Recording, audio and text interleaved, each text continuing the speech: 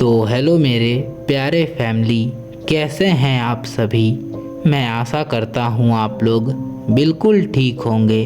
तो आइए यह कहानी को शुरू करते हैं। मेरा नाम विक्रम है। ये वाक़े उन दिनों का है जब मेरी पोस्टिंग सिक्किम के बर्फीले चोटियों के बीच एक दुर्गम सीमा चौकी के बीच हुई थी। पहाड़ों की रातें मैदानी इलाकों से बिल्कुल जुदा होती है। दिन में जो रास्ते सुरक्षित लगते हैं, अंधेरा होते ही वह दूसरी दुनिया का हिस्सा लगने लगते हैं। बर्फीली हवाओं का शोर, मीलों तक फैली सफ़ेद चादर और वह भयानक सन्नाटा जिसमें आप अपनी ही धड़कनों को किसी नगाड़े की तरह महसूस कर सकते हैं। जब मैं वहां पे पहुंचा तो जवानों के बीच एक नाम चर्चा में बहुत आम में था, बाबा हरभजन सिंह।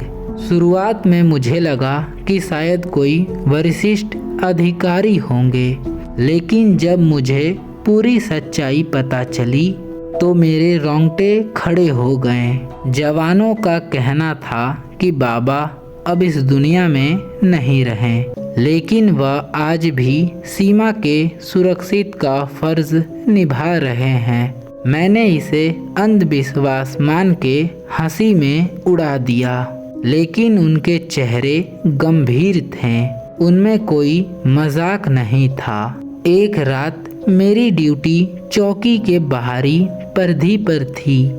समय लगभग रात के 2 बज रहे थे।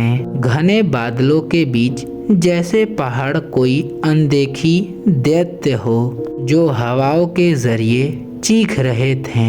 मैं अपने साथी अरुण के साथ गश्त कर रहा था। तभी सन्नाटे को चीरती हुई बर्फ पे जूतों की आवाज़ आई। ऐसा लगा कि जैसे कोई भारी बूट पहने बर्फ पे चल रहा हो। फिर हमने अपनी टॉर्च की रोशनी वहाँ पे घुमाई, लेकिन वहाँ पे दूर दूर तक कोई भी नहीं था। आवाज़ अचानक बंद हो गई। अरुण का चेहरा सफ़ेद पड़ गया। उसने दबी हुई आवाज़ में पूछा, सर, बाबा चल रहे हैं। फिर मैंने उसे डांट दिया, लेकिन अंदर ही अंदर मुझे भी अजीब सी सिहरन महसूस होने लगी। अगली रात और भी रहस्यमयी थी। मैं अपने कमरे में सो रहा था कि अचानक दरवाजे पर 3 बार दस्तक हुई।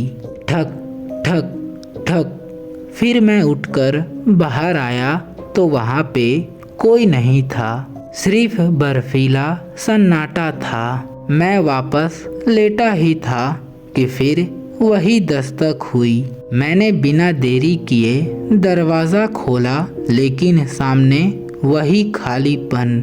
हालांकि नीचे जमी बर्फ पर ताज़ा जूतों के निशान थे जो कमरे के दरवाजे तक आए थे और वापस नहीं गए थे, जैसे कि कोई वहीं पे आके हवा में गायब हो गया हो। वहाँ के अधिकारियों ने जब मेरी यह बात सुनी तो वह लोग चौंके नहीं। उन्होंने बस एक लंबी सांस ली और कहा कि तुम अकेले नहीं हो जो यह तुम महसूस किए हो। फिर दिसंबर की एक रात ने मेरी सोच ही बदल दी। मौसम का मिजाज अचानक बिगड़ गया और बर्फीले तूफान ने दृश्य को 0 कर दिया। मैं संचार कक्ष में था, तभी वायरलेस सेट पर एक अजीब सी गड़गड़ाहट हुई और एक धीमी भारी आवाज़ सुनाई दी, ऊपर वाला रास्ता छोड़ दो, ऊपर मत जाओ। हमने एहतियात के तौर पर वहाँ पे जाने वाली टीम को रोक दिया। फिर अगली सुबह जो खबर आई वह सुन के हमारी रूह कांप गई। उस पूरे रास्ते पर भारी बर्फ का ढेर गिरा था। अगर वह टीम वहाँ पे गई होती तो वहाँ से उस वक्त कोई जिंदा लौट के नहीं आता। उस वायरलेस संदेश का मेरे पास कोई तार्किक जवाब नहीं था। कहानी का चरम तब आया जब मैं एक रात अकेला गश्त पर था। घना कोहरा इतना था कि मुझे मेरे पैर ही नहीं दिख रहे थे। फिर अचानक सामने धुंध में एक सैनिक की आकृति दिखाई दी। फिर मैंने आवाज़ दी, वहाँ पे कौन है? लेकिन वहाँ से कोई जवाब नहीं मिला। जैसे ही मैं उसके पास पहुँचा तो वह मुड़ा और आगे चलने लगा। मैं जाने किस सम्मोहन में उसके पीछे चलते रहा तो 5 मिनट बाद वह अचानक रुका और अपना हाथ उठाकर मुझे रुकने का इशारा किया।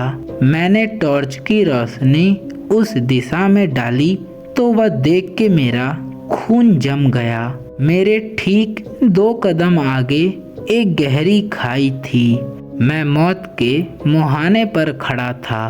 फिर जब मैंने पीछे मुड़कर देखा तो वहाँ पे कोई नहीं था, सिर्फ कोहरा था और पहाड़ों में गूंजती हुई वह ठंडी हवा। आज मैं उस सीमा से दूर हूँ, लेकिन वे यादें आज भी मेरा पीछा करती है। मैं नहीं जानता कि मैं किसको देखा था या वह आवाज़ें कहाँ से आ रही थी, लेकिन जब भी मैं वह पहाड़ों की तरफ देखता हूँ तो मन में एक ही बात आती है, शायद कुछ कर्तव्य ऐसे होते हैं जिसे मौत भी समाप्त नहीं कर सकती है। वह बर्फीले पहाड़ आज भी ऐसे एक सैनिक का गवाह है जो अपनी ड्यूटी आज भी कर रहा है। तो यह कहानी अब यहीं पे समाप्त होती है। कहानी आप लोगों को कैसा लगा आप लोग मुझे कमेंट बॉक्स में ज़रूर बताएं, ताकि मैं अगला कहानी इससे भी डरावनी ला सकूं। तो आज के लिए इतना ही, मिलते हैं नेक्स्ट वीडियो में। Bye bye.